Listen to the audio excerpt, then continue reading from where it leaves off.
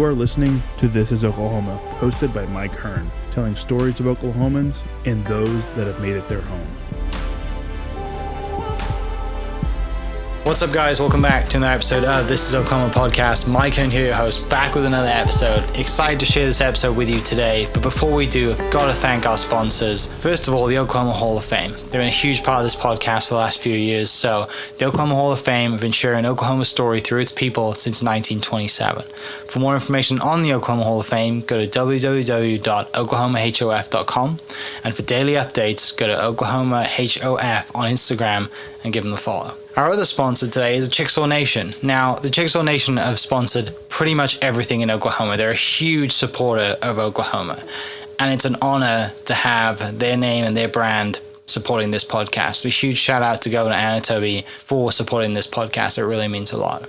Our third sponsor is Diffie Ford Lincoln down in El Reno. Now, this one makes me so happy because these guys are great friends of mine, play a lot of golf together. I've bought my cars from them, do most of my oil changes down there, have a cup of coffee, hang out down in El Reno. It's a good spot to go. And not only are they great friends, but they provide a great service. So for over 60 years, third generation family owned Oklahoma business down in El Reno. They're also in Bethany as well. So people in the Bethany area know the Diffies really well.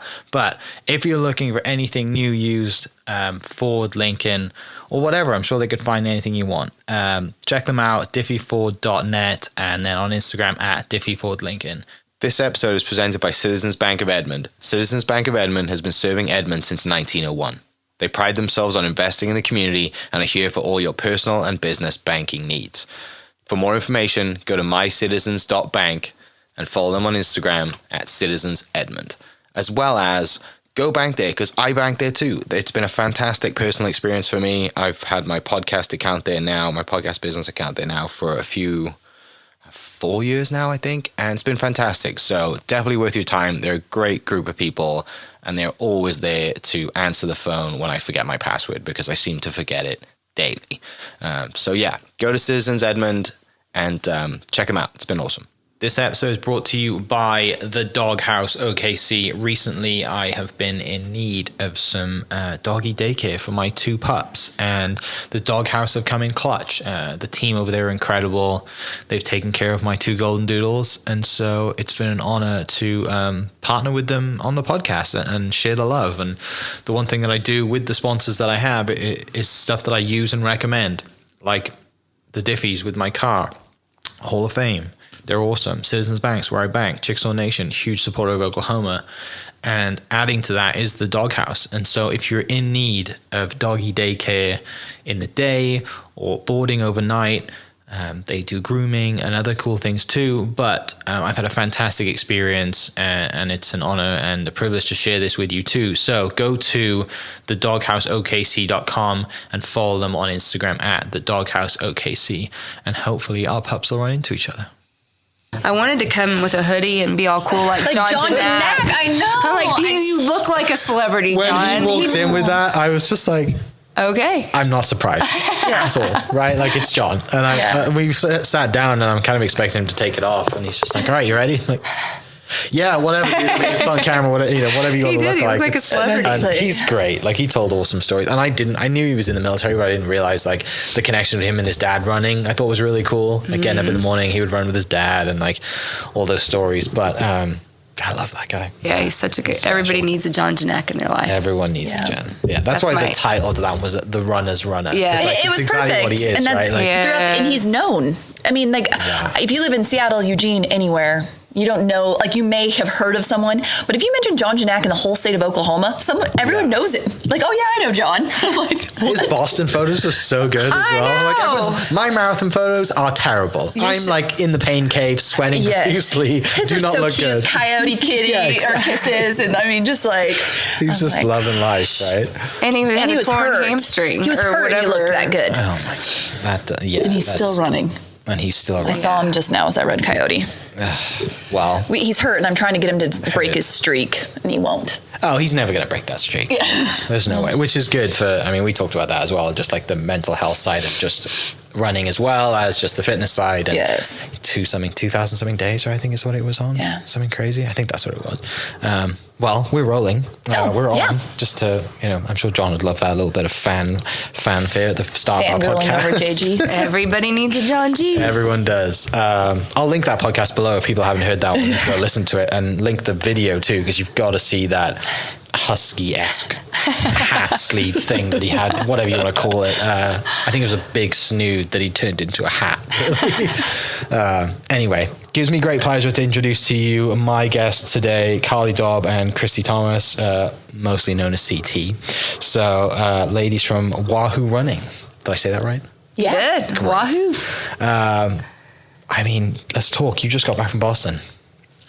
Right. Do we want to talk about Boston? I mean, do you? Was it an enjoyable experience? Great. It was a really great weekend. Anytime that we can go to a destination race with a group of Wahoos, fun is going to be had. Now, race day, the fun kind of came to a screeching halt for some of us.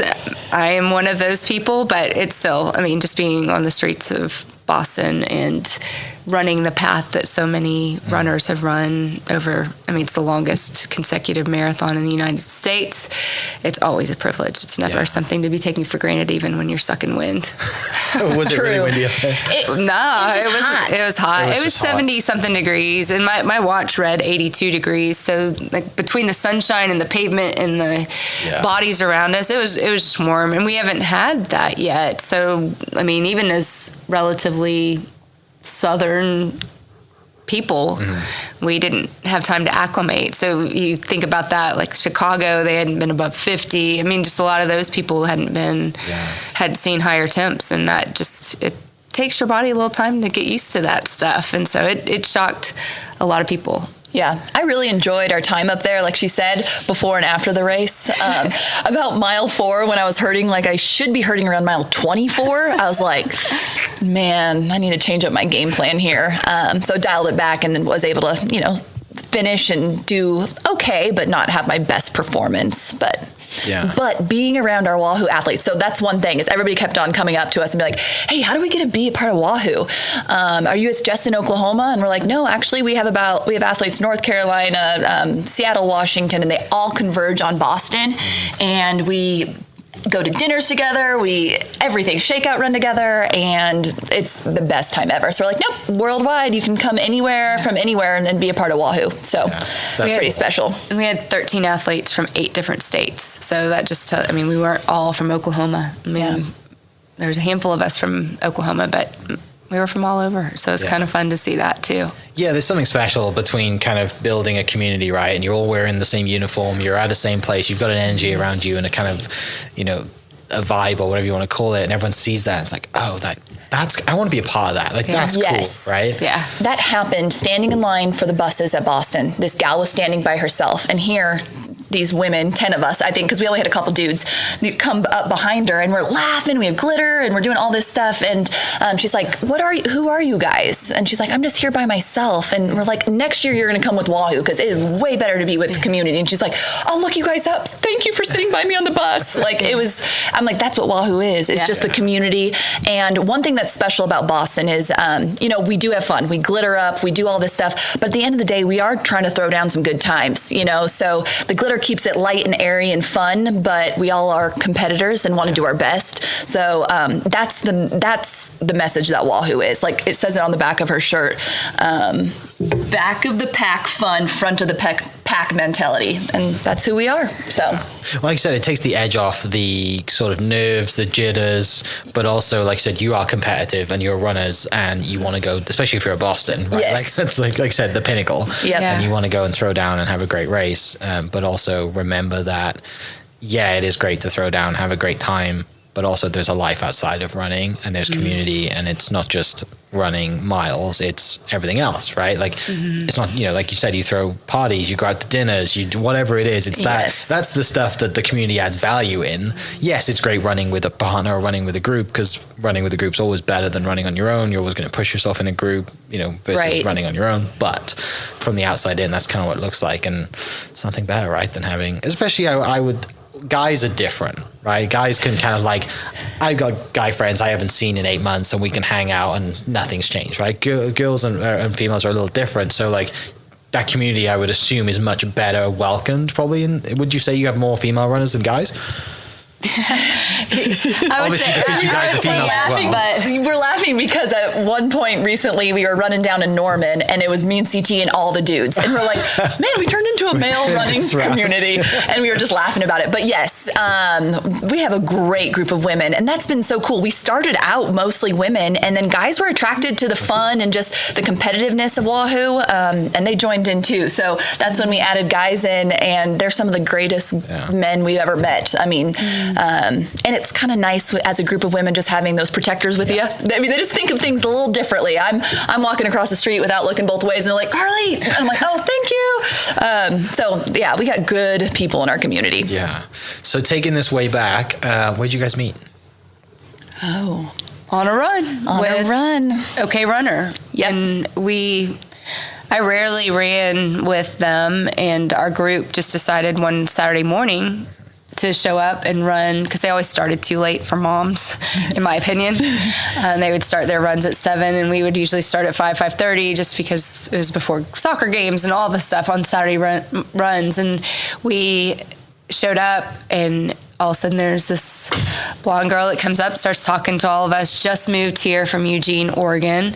And I think the first thing I said to her is, I'm sorry. Which is funny that I'm on a podcast that's talking about this is Oklahoma, because I felt that like you just left the mecca of running to come here, but the irony is that she came here and became a better runner. So Oklahoma makes you a better runner. I thought my running days were over after moving from Eugene. Got into a little bit of CrossFit because I'm like, do people even run here? And then now I've taken an hour off my marathon time while living in Oklahoma. So there is a community here, and that's right. Everyone running, in the Olympic trials and everything. If you want to come down and really train, you do it in Oklahoma with Wahoo. Exactly. So great, that's so cool. Tell me then where your running story starts, and why is it that you gravitate towards running versus any other form of athletics? You want me to go first? Voices. So I didn't grow up I didn't love running. I was a volleyball player in college, and when I finished volleyball, I was a senior, college ball, been told what to do, how to lift, how to run, how to eat for 5 years, because I did redshirt 1 year. I was ready to just try something different, hard. I had an uncle that was a big time runner, and he was like kind of pushing me to do a marathon, and I was going to be a one and done. Just wanted to, knock it off the bucket list. And I signed up for the Eugene Marathon. My husband and I had just moved there. We're living in, like you said, the mecca of running. I'm like, gosh, I'm going to do it anywhere. Might as well run Eugene. Trained with their little running company, met some great friends, did the race, and it was harder than I thought it was going to be. Mile 18, I'm running. I look at my husband, give him a thumbs down, and say, never doing this again. Awful, couldn't walk. But I did it with the wrong shoes, didn't fuel. I was an athlete, so I thought I can muscle through this. If they can do it, I can do it. But I didn't put any emphasis on fueling, all of those things. So anyways, it was pretty funny. And then my uncle, who flew out and kind of pushed me in to do the race, and he goes, Carlee, everybody does one marathon.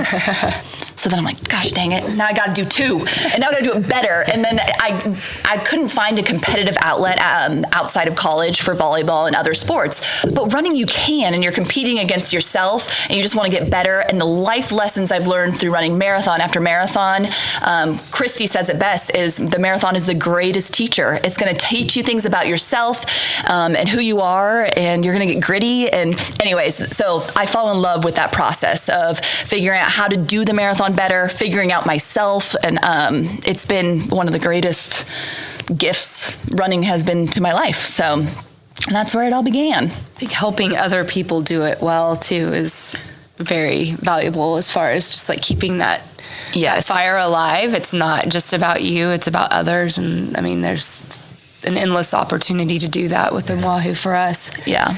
I want to say that I love going for my personal goals, but if there's something I love just as much, it's even this weekend at OKC, I'm running with a first timer, and I like to assign purpose to each run that I do. And like the purpose for this weekend isn't about me, it's about her. And I'm like, I know there's going to be tears at the end because she's had to overcome so much to get to where she is.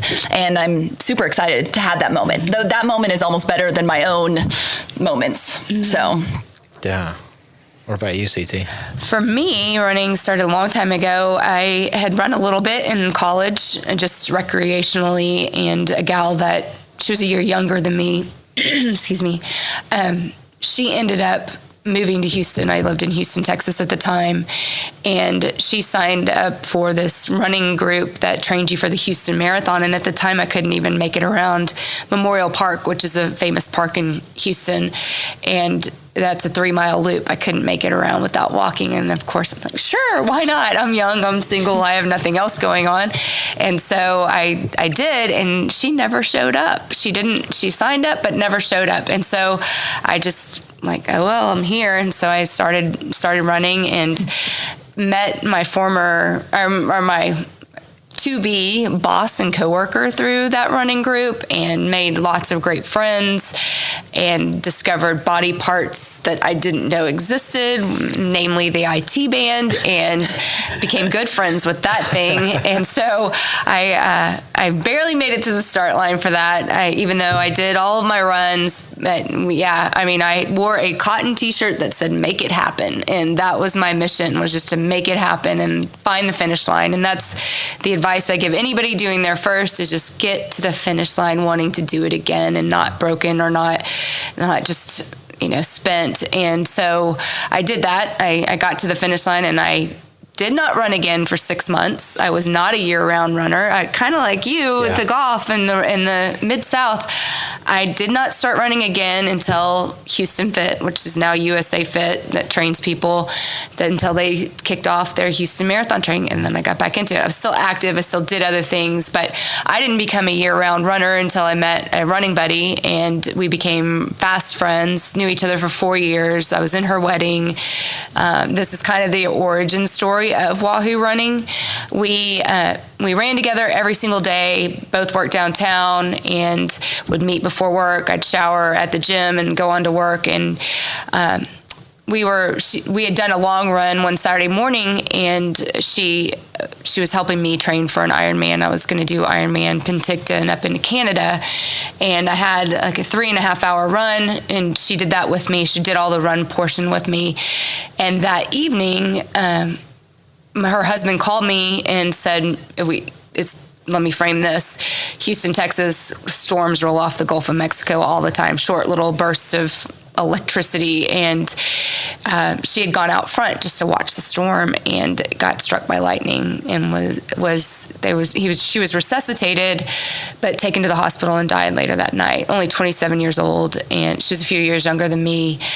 Devastating, to say the least. I mean, I didn't think I would ever run again after that. I mean, honestly, did not think I would ever be able to run again, because it was such a big loss for me. And one of the things that we did when we ran to keep running fun and not get too serious, because we both were seeing some progression, we were getting faster, and that everybody starts doing this when they start getting faster, and that's all about this. And we didn't want that to happen, so we started wahooing at races. So whenever we would come up to a crowd, we would throw our hands in the air and we would say, "Wahoo!" And the crowd would get into it. We would smile, they would smile, and then we would keep running, and that would just kind of help us keep things light. And that was just sort of our cue to each other, not only in races, but just in life. We would wahoo to each other, and that was our cue to just make sure you're keeping this fun, make sure you're keeping joy in this. And so after she died, and probably 6 months later, I finally kind of started getting back into a rhythm of training and running. I was scrambling for something to do for her, to honor her. And I mean, I looked at water fountains, I looked at benches, I looked at trees, I looked at all the things in Houston, and nothing seemed right. And then fast forward about 12 years later, or 13 years later, we moved to Oklahoma. We moved to Norman. My husband's from here, went to the University of Oklahoma, came up here, and a friend of mine that I had met, her son was doing a triathlon training in Norman, and was not good at running, and she asked me if I could help him. And so I did, and then that was the catalyst to me starting Wahoo Kids, which I started in spring of 2014, so we're just now 10 years old. I'm going to celebrate that next Thursday. Come on out to the grass track. It's pretty fun to see. So we're celebrating that, but what better way to honor someone than to teach the joy of running to little kids? Because most of the time kids are taught, you screw up, go run. And they just don't think of it positively for the most part, unless they have an adult or a parent that runs. Maybe they see the joy in it then, but rarely do they. And so, I feel like for the last 10 years, we've taught a lot of little kids to love running and to recognize that it's a great sport and it does a lot of good things for them. They run for dots. We put little Sharpie dots on their wrists as they run one of the 400-meter loops. And at the end, they're looking at their dots and they're feeling accomplished because they got 6 dots. It's 1.5 miles. And for the math teachers out there, they're learning fractions. And they know that 4 quarters equal 1 mile. And just it's just a lot of fun just to see their progress. And we train them to run 1 mile, 2 mile, or a 5K. There's a couple that have been grandfather claws. I can't shake them from the 5K because that's how we originally started. But so I honored Meredith by starting Wahoo Kids. And then when Carlee and I met, about a year after we met, is when we officially formed Wahoo Running, like the adult side. Okay. I had trained some friends on just like handed them plans and that type of thing, but never really thought about making that part of Wahoo. And then we trained for the Fort Worth Marathon together. Mary was on that journey with us, and we just kind of through all of our runs together and talks, we decided like her strength background, my running background, runners need strength trainers need running. So just coming together and kind of giving them that all-encompassing package. That's how the adult side of Wahoo was born in 2017. Yeah, and she forgot one part where in 2015, or she needed a helper at Wahoo Kids. Oh, yeah. I had just moved here from Eugene, Oregon. My husband has a job where he's at work 24/7. I know nobody. I have these 2 little babies, and she kind of threw it out there. Would you like to help volunteer at Wahoo Kids? I was like, yes. I will do anything to get me out of the house and be around people. And I actually kind of trained some moms on the side while she would do the kids. But as soon as she asked me to help, I was like, yes. And then when we started the adult side after running together and kind of coming up with that idea, she even asked, she goes, I want to do something, but I don't know, should we keep it Wahoo? Because, I don't want this to not be yours. And I'm from the get-go, I'm like, we're keeping it Wahoo. That's the greatest name, the origin, the story. Yeah. And then even I feel Meredith still around today. There's just a part of her. And then me coming in and now being her, I'll never replace Meredith, but I'm her new running partner. So that was a big thing. Is she saved me too from just being a mom at home, 2 little kids, and Wahoo Running Kids kind of got me started, and then we started thinking adults. So yeah, let's talk about the kids thing for a bit. Obviously, your friend reaches out and said, "Hey, would you train, my son to do this Ironman stuff?" Which is no small feat. Obviously, it's on my bucket list at some point. There's one in Wales that's fantastic, and I need to go back for. From that, where do you see the need then? Because looking back now, it's always easy to look back and be like, yeah, of course there's a need for kids to get into fitness and away from their phones and out to side and not just, fitness-wise, but everything else, and socialize, by running around, and the health benefits and the benefits that every kid does, 8 sports, right? So running is predominantly part of a lot of those sports. Mm-hmm. Where do you see at that moment then the need for, there's a kids thing, and because most people would have done the adult thing first, right? I got all these friends, maybe they want to join me and run and do this, and where's the kids thing start, and why does the kids thing start? I think they're a more forgiving audience. Yeah. If I'm honest, they are, and they're open to new things, and they're open to somebody who maybe doesn't know exactly what she wants to do, but she's going to figure it out. And I think that was probably part of it. I felt safer going to kids than I did to adults. And that I am guilty of what I call the condition, where I feel like I have to have this in order to do this, which keeps me at this. And so that helped eliminate that. And then they were so receptive, and just seeing them do the things that they did and the accomplishment that they felt. And I mean, just one of my favorite things is just them coming up afterwards and showing me their dots. I mean, just something as simple as a Sharpie marker on a wrist that represents some work that's towards a bigger goal is just huge. And just knowing that ripple effect, what that ripple effect looks like. I mean, I will never know what it does for a lot of these kids.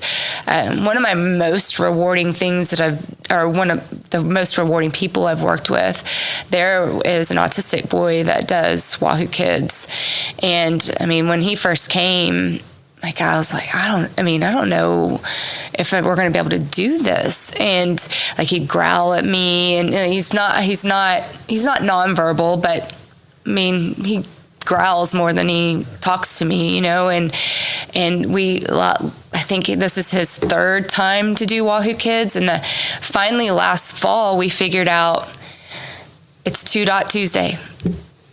And that's all you're expected to do. But he knew the expectation. He would come and get those 2 dots. Next week's going to be 3 Dot Tuesday. And we just started progressing through that. And so he just laying that expectation the week before, he had time to get his mind around it, and he came and he did his 3 dots. Now he's doing 5 or 6. And we haven't had to do 1 Dot Tuesday, 2 Dot Tuesday, and build up, which is what I thought we would do again. But no, I mean, he's gotten into the routine. He gives me high fives now, which is huge.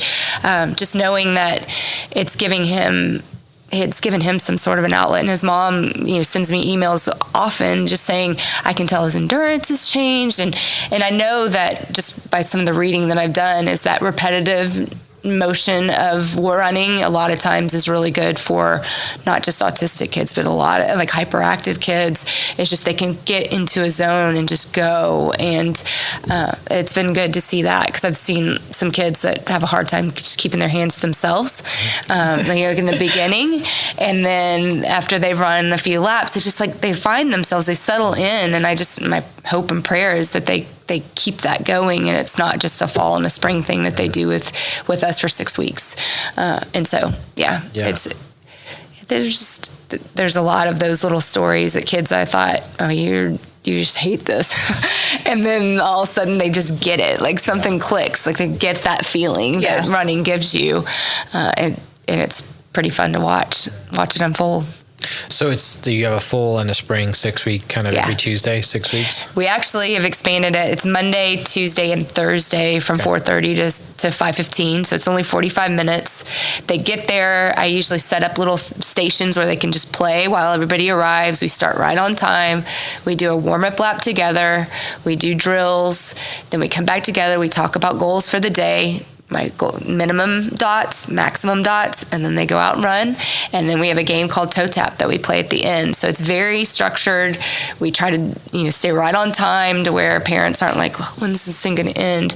And then there's kids that are asking their parents, can I do more laps? Can I go more? I want to get 10 dots. I don't want to just do 8 dots. She told me I had to do 8, but I want to do 10. So I mean, that kind of stuff is just my kids won't even let me wipe it. I'll be bathing them at night, and I'm like, can we no, she's like, no, don't. I want to show that I did those ones this week and these dots next week.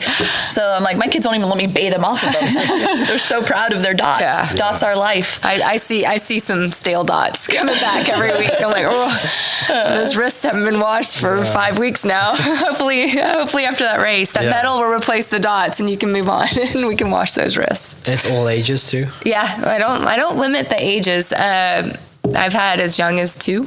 Yeah. Not even kidding. As long as the kid wants to be out there and there's not you're gonna run, then they're welcome. I mean, they're walking, the spring, picking flowers. I mean, it is not the place if you want me to be yelling at your kid to go faster and push harder. I mean, I will get on some of them I think you can run a little bit more than you're running, that type of thing, but the goal is joy and movement. I mean, I don't care if you're walking. I don't care if you're crawling. I don't care if you're picking flowers. I mean, they come back with bouquets of flowers for their moms or for me or, sister or whatever. I mean, it is about movement and joy. Yeah.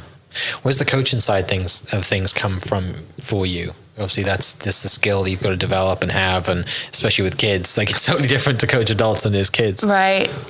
Gosh, I just think the desire to see people succeed, and just I do not do well helping people that don't have a goal. I've discovered that about myself. I think I'm the same way. Yeah, like if you're not aiming for something and I'm just kind of keeping you in shape, I sort of flounder there. I don't really. I feel like it just needs a purpose. Like you assign purpose to every run. I want a purpose for why we're doing what we're doing. And it could be just, I want to see if I can go 6 miles, but that at least is a goal. It doesn't have to be a race, but a goal. But I love helping people get there. And also just, I think one thing that Wahoo does really well is we look at the whole person and their whole life, what's going on. We say stress is stress. That's truly the case. And people oftentimes try to override that. You override that, you're going to get sick, hurt, injured. Yeah. Or divorced, or like things can unravel really quickly if you're not listening to what's going on, and you're not sleeping well. Your running's going to take a hit. We need to back off. You're not eating well, you're struggling with your food intake, we need to back off. Something's got to give, and running is an easy thing to kind of bump up and down. But a lot of people are resistant to do that. I think Coach Christie or Coach CT taught me that well. When I first, she trained me at first, so that's also a connection, is she was my coach, and she taught me to kind of start listening to my body and see what I needed. So like if she had an 18-mile run on my schedule, but at 16, my form was going and I just wasn't feeling well and I wasn't looking good, she's like, call it at 16. Those 2 junk miles are way worse for you. And at first that was really hard because the plan said 18 miles. Now we've been doing this so long that there's so much, I don't know, it's so freedom and like, oh, nope, I'm done right now. And people will ask me, what do you got this weekend? And I go, probably a couple hours, because I don't want to I want to know what my junk miles are and what my consistent, like I'm hitting my paces and I'm just going to give it my all, because I don't think there's some magic number in 18 or 20. It's what do you have that day? Because I am a mom, I am a wife, I am a business owner, and there's a lot coming at you 24/7. And we both figured out too, to like really become great at something, you have to come a little bit out of balance, because you have to put your focus and energy there. So we do that. We might say to our husbands, hey, we got Boston coming up and we're giving it. We're going to go, full in. And then after Boston, we're going to kind of dial it back. It's going to be kids sports. It's going to be kids graduating from high school, and we're going to dial it back. But at first, when we first started Wahoo, we wanted to be so dialed in that we were run. And then we're like, whoa. We want room for every other area of our, lives to flourish too. And that's been huge in the last couple of years. And what's attracted runners to our community is that we do see it holistically. We're like, you have a big job promotion coming up, or, you have a big wedding coming up. Those are going to play a role, and listen to them. Mm-hmm. Yeah, it makes a lot of sense, right? Like it's more about, yes, running's great and the byproduct is awesome, but at the end of the day, like communication, relationships, family, like the bigger things in life. Yes. Who kind of take, and I think like, especially the marathon kind of crowd is definitely, and I noted this different to the ultra marathon crowd too. The ultra marathon crowd is like, we just eat tacos and finish the race. Yes. Whereas the marathon crowd is looking at their watch the whole time, right? And it's very like, I'm kind of into it. Everyone's going to know my time. And time centric. I've got a really good friend of mine who says to me every time I play golf, he's like, no one cares. Literally nobody cares. He's like, you could shoot the best round of your entire life today. He's like, maybe your dad will really care, but like out of everybody else, like you're not a professional golfer, you're not making, and it's the same with running, right? Yes. Like unless you're, there's a lot of bigger things outside life that mean a lot more than you PRing this weekend. Right. Right. Yes, it feels good, but grand scheme of things, no one really cares. Yeah. Like stop, take a photo, like, hit that kid's button, that has like the sign out there. This is the power up. The power up buttons, right? Like stop. And that's why I think the Mid-South, I love, like for the bike race, they have a chair out there. Someone sponsors like a giant couch. And I thought about doing it out here. Maybe not this week, but maybe next year. It's just getting a couch out here, right? And just like it's like a purple kind of furry looking couch, right? Yeah. Everyone stops to take photos at it. Oh, that'd be so fun. So I think, And you're right out here, you're like mile 25, where you would really like a break. Exactly. So I got a few days. Maybe I can pull it off. That's a good idea. Let's get a lime green one. Yeah, exactly. You just Wahoo. Wahoo will sponsor that couch if you can find one. We'll see. We got a few days. But it's something like about the bigger things outside of running, right? Like, and that whether that's, a lot of mental health is kind of a big topic, but it's always been there.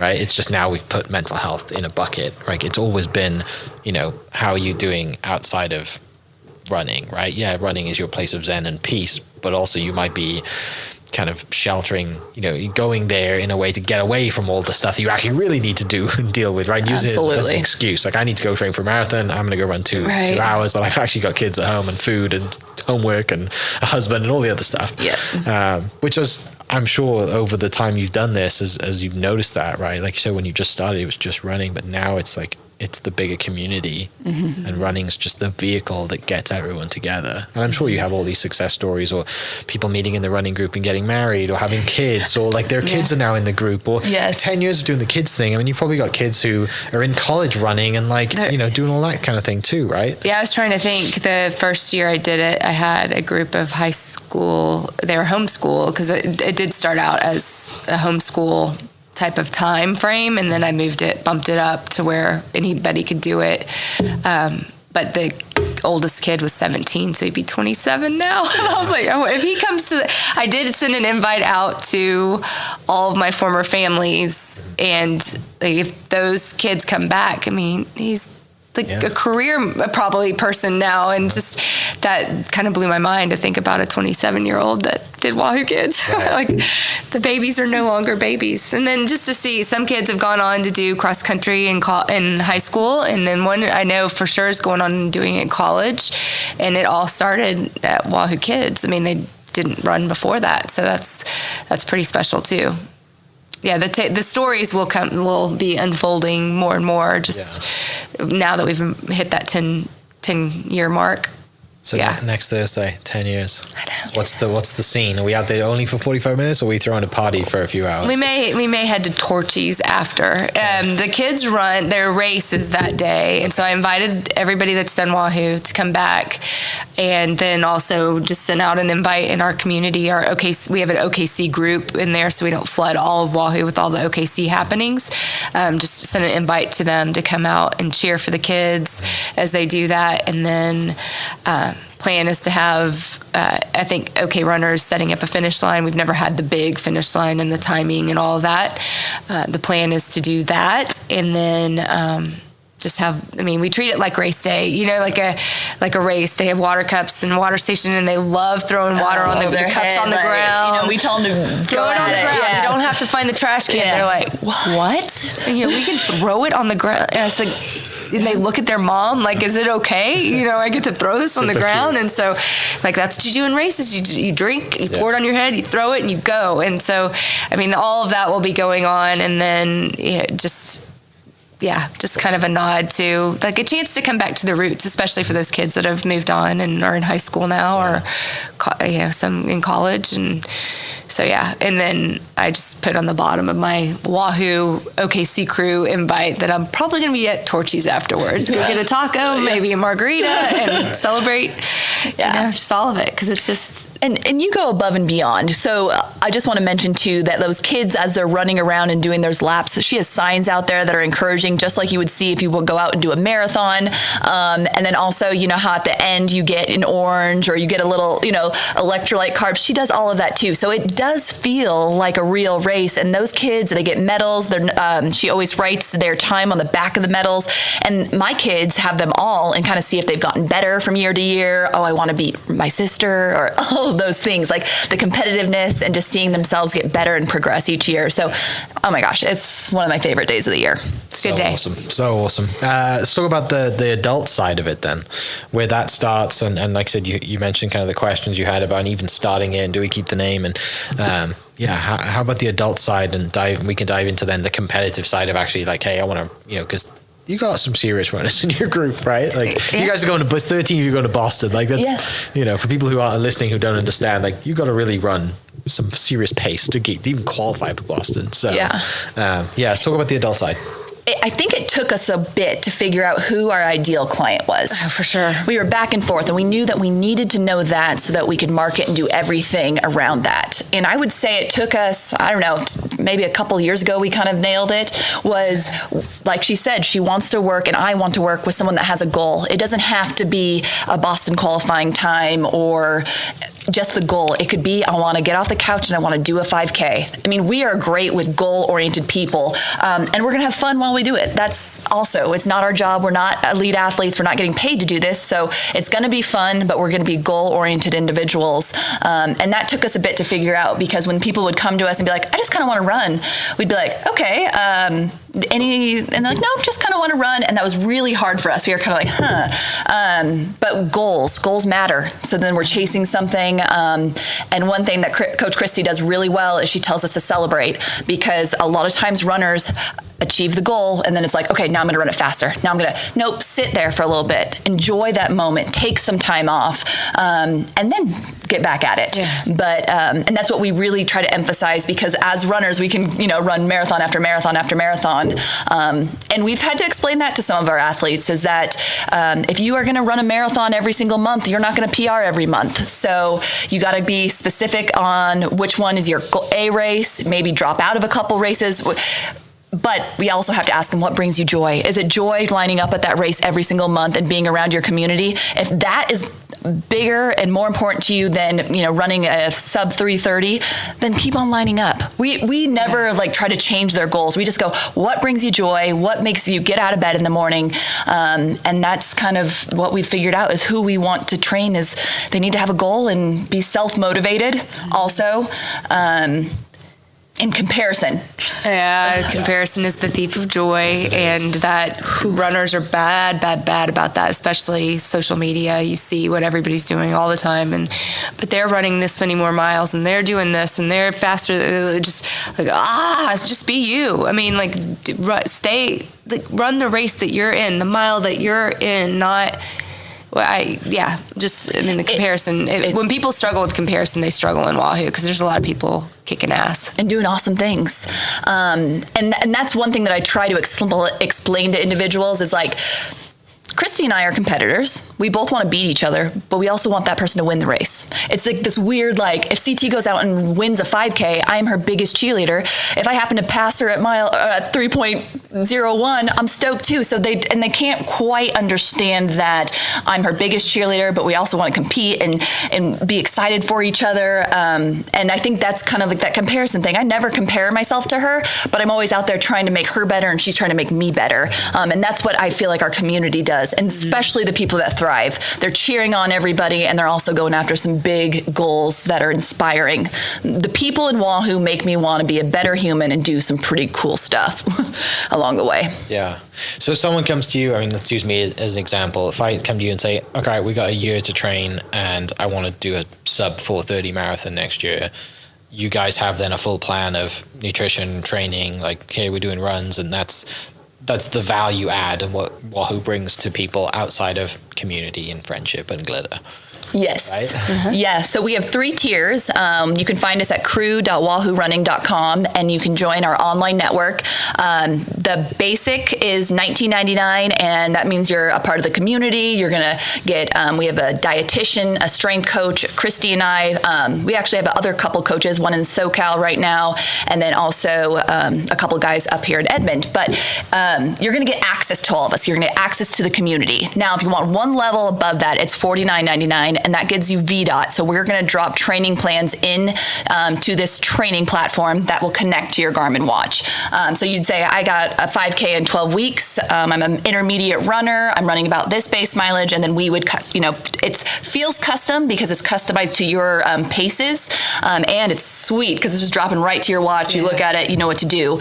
And then our third tier is our one-on-one coaching, where you can be like, I want Coach CT, and that's $150 a month. And that means she is checking in with you weekly. She's, hey, Coach, I'm not feeling well. Okay, let's dial back your weekly mileage. Or, Coach, I kind of want to do this half marathon. What do you think about it? I know goal is Boston, but do you think this would be helpful or hurtful? So you're going to get one-on-one attention and check-ins all the time. And so we offer all 3 of those. And there's because people, this is one thing we found interesting, is people wanted to be a part of Wahoo, but they're like, but I already have a coach. But I really like your community. So we're like, just join the community. You can take what we say, with a grain of salt, apply it or not, or, ask your coach and say, hey, this is kind of what I heard through Wahoo. What do you think? But we want everybody to be a part of Wahoo. So. Yeah. there we go. Sign up. Yeah, that's right.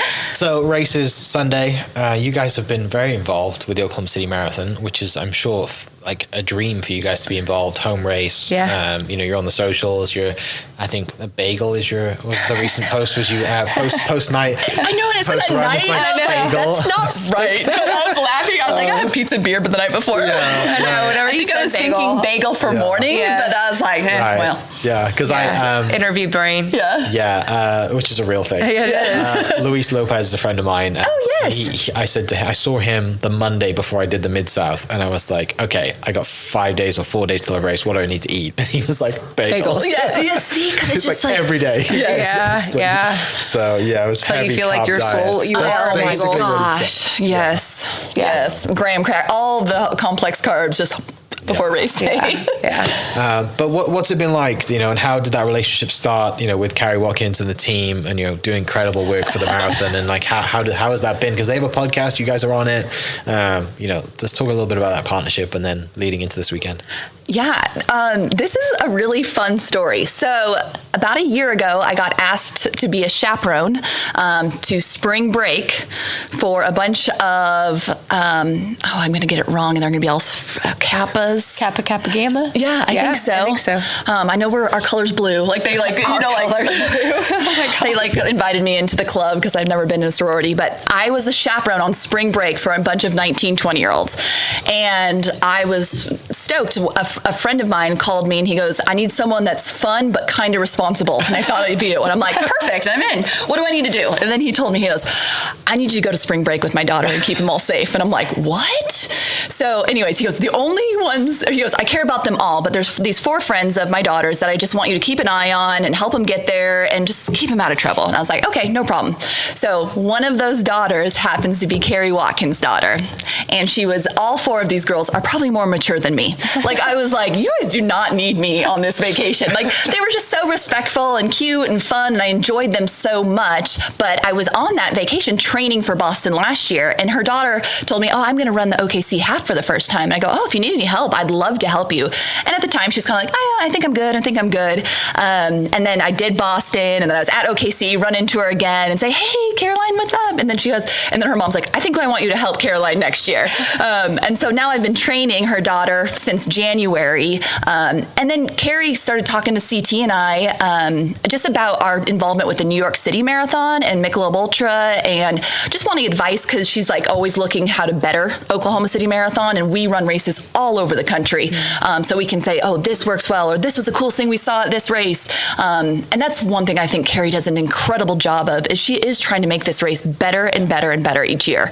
And that's kind of how it started, was me taking her daughter to spring break Florida, protecting her, keeping everybody safe. And then I trained her for the half this year, and the relationship has grown, and it's been really awesome. Yeah. So before we dive into talking more about the Oklahoma City Marathon, let's talk about Ultra and New York and how that, and your partnership with that. Like, how does that come about? Because you guys are very involved with the Ultra world as well, right? yes. In 2018, we entered a contest to be on Team Ultra. It was their second year of doing it. We entered, and 5 of us from Oklahoma and from Wahoo got spots.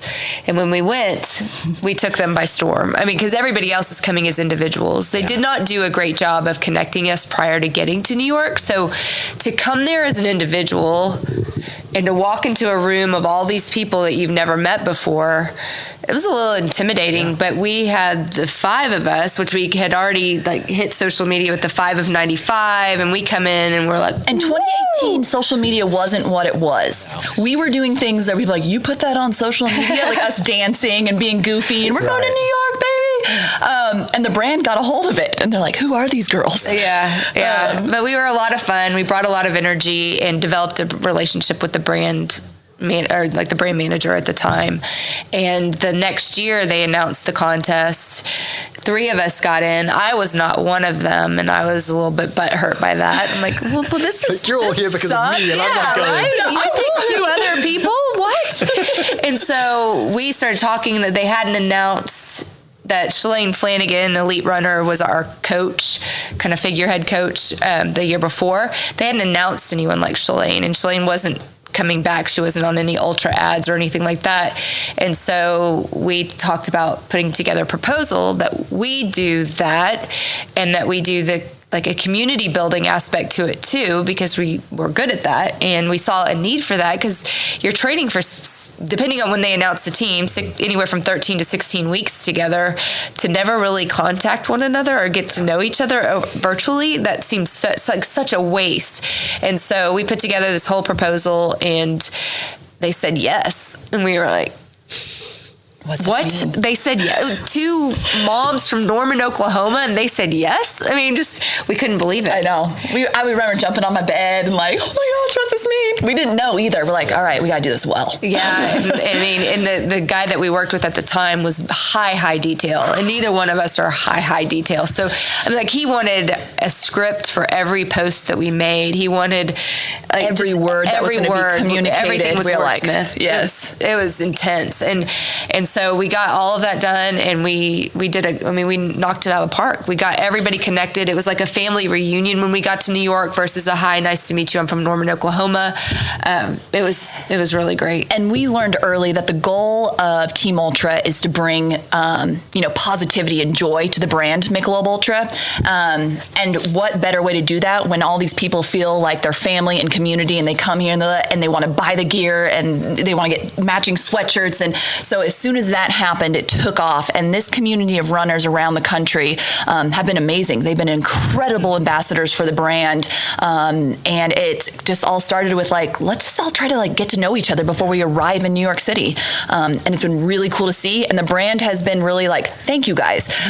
We don't know the running world as well as you guys do. So they kind of use us just to kind of like be their liaison between running and marketing, and it's been a great partnership, and we love it. And you've been all over, right, for a Team Ultra? Yeah, it used to just be the New York City Marathon, and then we kind of sniffed out, like, you sponsor a whole lot of races. Why do you not have Team Ultra all over the place? Don't let this be their only shot. And so we found Gasparilla, which is a big endurance weekend, pirate weekend down in Tampa, Florida. There, right? Yes. Yeah. So the actual fun. festival's the weekend before, but the running festival is, like, for runners, it's equally as entertaining and enjoying.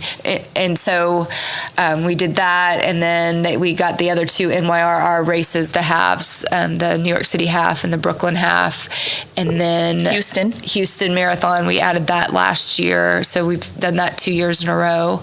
And a lot of these sponsorships, they're sitting on bibs that they're not doing anything with as part of the sponsorship. So that's kind of our mission, is like, get the team. I mean, like, there's people that live there that will travel. They will pay to go. They will even pay for their bib if you offer it up to them just to be a part of this. And so that's what we've been doing, and slowly but surely getting more and more races added to the docket. Yeah. We obviously can't be at every single one of them, but it's fun to see the team gather. Like, we just had a group down in San Antonio. They did a beer mile in cowboy boots on Friday night, and then they did a 5K on Saturday together, and had a great time. And we just set it up. We weren't there, and they represented the brand well and had a lot of fun doing it. And because we a lot of times wear Michelob Ultra singlets in the races, I'll be running alongside. How do I become a part of Team Ultra? It's like become a thing. I'm like, I was like, look us up on social media. You'll be able to figure it out, But yeah, everybody wants to be a part of Wahoo or Team Ultra because it's that fun. Mm-hmm. And the glitter began at Gasparilla when we dressed up as pirates and ran. So then we're like, we should do this all the time. This is so great. Yeah. And the boys are so funny. They're like,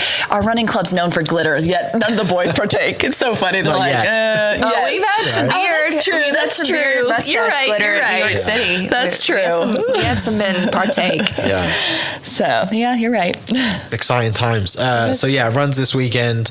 Carlee, you said you're pacing someone, which is exciting. First timer. CT, you doing anything special for the race this I'm weekend? doing something similar. Not one girl or one woman is not a first timer, but hasn't run it for a couple years, and she's coming back.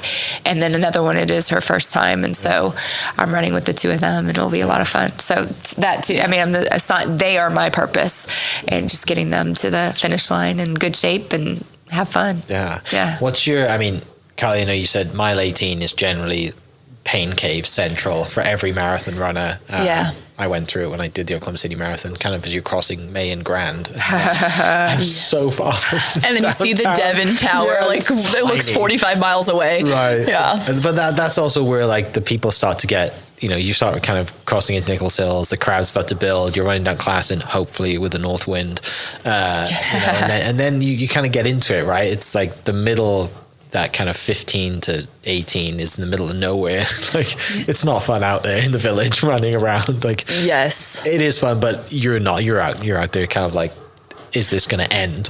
Because you also have at mile 13, or not mile 13, you have the halfers kind of break off at like 7.5 or 8. Yeah. So then the 8 to 15, you're just kind of out there. It's, there's not as many spectators. It might get hot. There's not a lot of shade. So those are your grinding miles. Those are what you trained 16, weeks for, because that's when you're gonna have to just like 1 mile at a time. That's kind of what I did at Boston too, because it got hot. Was I couldn't think of it as a complete marathon. I had to think, get to mile 5. Yeah. Now we get to 6. Now we get to 7. That's how I had to do it, because 26 almost seemed impossible, even though I've run like 30 marathons, I'm usually counting streetlights. Yes, if you can break it down in your head, you can just get there. Mm-hmm. And that's why you see people collapse at the finish line, because that's what their mind is made for. I'm like, gonna get 26.2 or I'm gonna do 13.1. They're not geared up for anything more. So that's what's incredible about our minds. They are so limiting, but they are also so powerful. Mm-hmm. If you believe you can do it, you can do it. Yeah. Let's talk about that, dive into that a little bit, because that is one thing that running does for you, is that you go into those dark places, you go into those, you just have to figure it out, right? And, one of the things I took away from it was that I can do hard things now. Yeah. Right? If I go out and I do a 20-mile training run, I can do anything. Yeah. Right. Yep. And interested to hear kind of how that's been for you guys in the community too, and anyone else that's come back to you that's like, wow, I just ran 18, 20 miles today, or I just did a full marathon. And now like nothing really seems that hard anymore. Right. It's a great metaphor.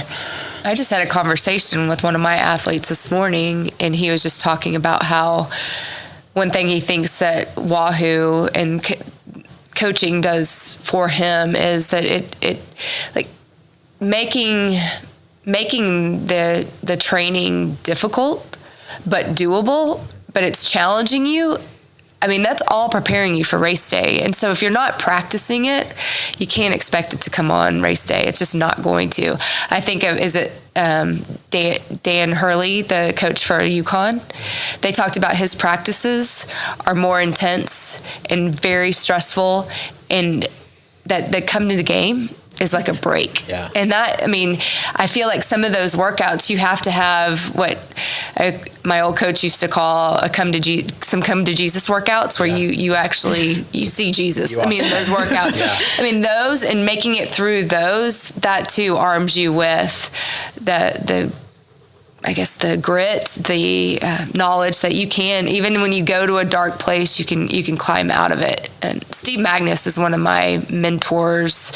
He's the guy that did the whistleblowing on Alberto Salazar and that whole Nike Oregon project. And he just talked about that. Like, you need to give yourself some workouts where you're digging yourself into a hole, but you're not done. You gotta find your way out of that hole into the finish of that workout. And just again, like Wooden said, practice comes from, or confidence comes from preparation. And so I think our training does a good job of challenging you.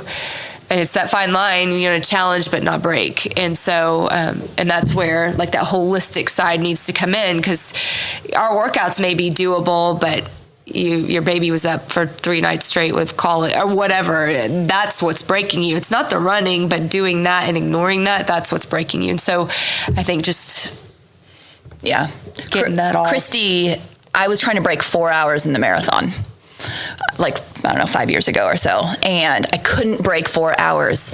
And I always ran with people, and I was doing all the right things. It became like a mental thing. Like, as soon as I didn't care about breaking 4 hours, I went out and broke it, easily, 3:48, but almost by 15 minutes. And the one thing that she made me do was she said, I want you to go on a 20-mile run, and you can be with a group of people, but you can't know anyone in the group. So I wasn't going to socialize and have my buddies and have my friends. And I was like, that doesn't sound fun. Awful. And she goes, right? Yeah. I did it. And guess what? That year is when I broke sub 4. She saw what I needed. And it was that. I just needed to do some solo grinding and learn how to do it by myself. Because, you know, as you hear us talking, we're like, oh, we're going to pace a friend. We also really believe that this is you. You got to do this. We might be out there guiding you and just like, you know, encouraging. But we're also going to step back and let them go. Because at the end of the day, we can't run the race for you. We want to be your biggest cheerleaders and supporters. But we have told multiple people, go find a race that none of your friends are going to be at and just run. Be free. Because a lot of times you put so much pressure on yourself to perform in front of all your friends or family, or I got to break 4 hours. For me, it was breaking 4 hours. If I don't break 4 hours this time, oh my gosh. Like it was so worked up in my head that I just couldn't do it. And then she goes, go run 20 miles by yourself and see that you can. And that was my breakthrough moment. And I was like, now, I mean, there's not a race I don't break for 3:30 or, you know, 3:40. And so, yeah, those are. Last couple of questions. What does the success of Wahoo look like for you, both individually? Oh, that's. Well, I want Wahoo Kids to expand. I mean, there's Girls on the Run and there's another program for boys, but I really like having both boys and girls out there.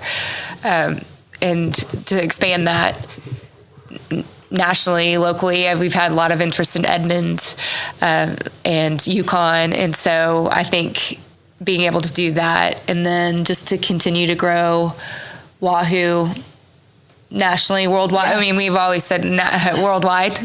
Yeah, like Wahoo worldwide, like Pitbull. I'd be worldwide. Yeah, Mr. Worldwide. Yeah, exactly. Mr. Worldwide. Exactly. So we're Wahoo worldwide. I mean, just which is kind of exciting because we do have 4 athletes from South America coming up to run the marathon this weekend. So that was cool because now we've always said it and we're like, man, it's legit. We're international. We're prestige worldwide. Yes, because we've had a few runners, one in Ireland and one in Australia, but it was just for like hot seconds. They would train for like, you know, one race and then kind of drop off or something. But yeah, these guys down in South America met us through Team Ultra and then decided to join after because they're like, we want to be a part of Wahoo continuously. And we're like, yeah, join us, be a part of us. Yeah. So that's been really, really cool.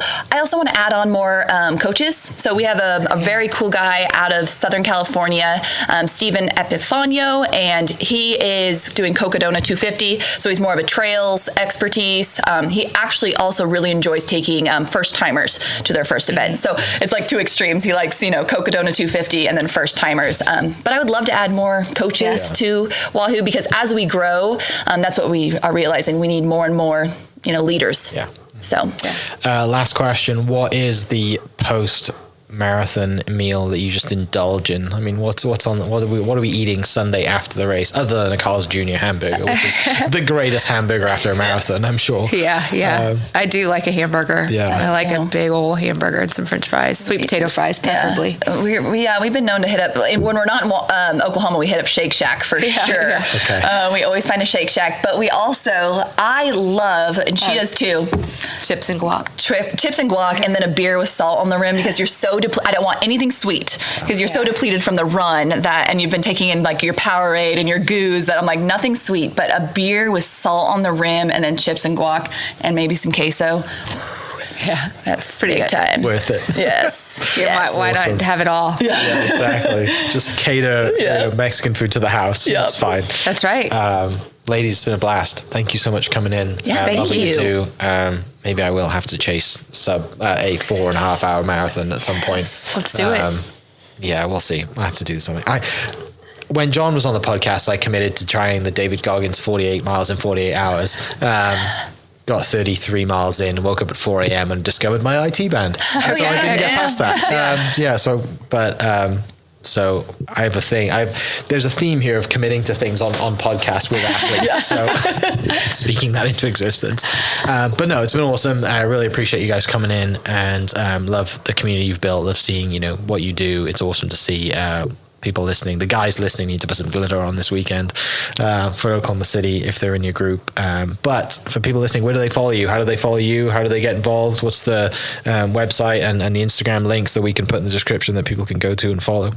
Yeah, on Instagram, it is at Wahoo Run. And then Facebook, we are Wahoo Running, and Twitter, Wahoo Running. Yeah. And then you can also find us at crew.wahoorunning.com. And then our personal, we talk a lot about Wahoo on our personal Instagrams, which would be at Wahoo CT with an underscore before the CT, and then Carlee Daub.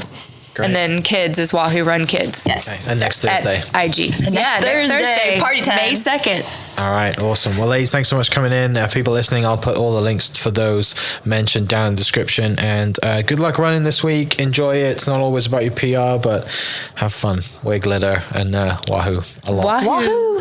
Hope you guys enjoyed that great episode. Thank you so much for listening. As always, huge shout out to our sponsors, the Oklahoma Hall of Fame, sharing Oklahoma story through its people since 1927. For more information on the Oklahoma Hall of Fame, go to www.oklahomahof.com and follow them on Instagram for daily updates at OklahomaHOF. Our other sponsor, the Chickasaw Nation, amazing sponsor. They do amazing things for the state, and they're always sponsoring something in Oklahoma. They're a huge supporter of Oklahoma, and without their support, we wouldn't be able to do what we do.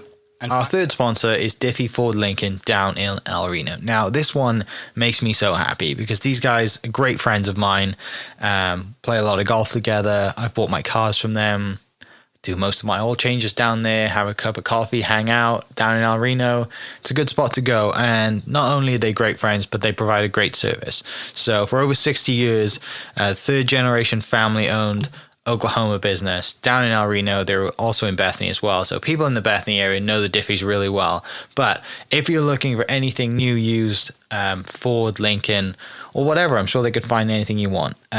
Check them out, diffieford.net, and then on Instagram at diffiefordlincoln. This episode is presented by Citizens Bank of Edmond. Citizens Bank of Edmond has been serving Edmond since 1901. They pride themselves on investing in the community and are here for all your personal and business banking needs.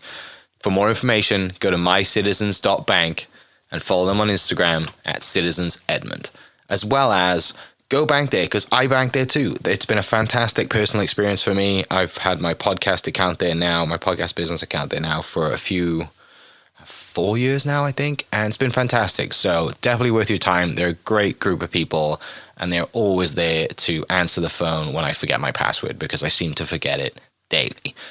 So yeah, go to Citizens Edmond and check them out. It's been awesome. This episode is brought to you by the Dog House OKC. Recently, I have been in need of some doggy daycare for my 2 pups, and the Dog House have come in clutch. The team over there are incredible. They've taken care of my 2 golden doodles, and so it's been an honor to partner with them on the podcast and share the love. And the one thing that I do with the sponsors that I have is stuff that I use and recommend, like the Diffies with my car, Hall of Fame. They're awesome. Citizens Banks, where I bank. Chickasaw Nation, huge supporter of Oklahoma. And adding to that is the Dog House. And so if you're in need of doggy daycare in the day or boarding overnight, they do grooming and other cool things too. But I've had a fantastic experience, and it's an honor and a privilege to share this with you too. So go to thedogHouseOKC.com and follow them on Instagram at thedogHouseOKC. And hopefully our pups will run into each other. Thank you for listening. We are inspired by those around us and hope that you are too. Make sure you subscribe to this podcast on your favorite podcast platform and leave us a review so we can keep telling your stories. For more great Oklahoma content, follow This Is Oklahoma on Facebook and Instagram.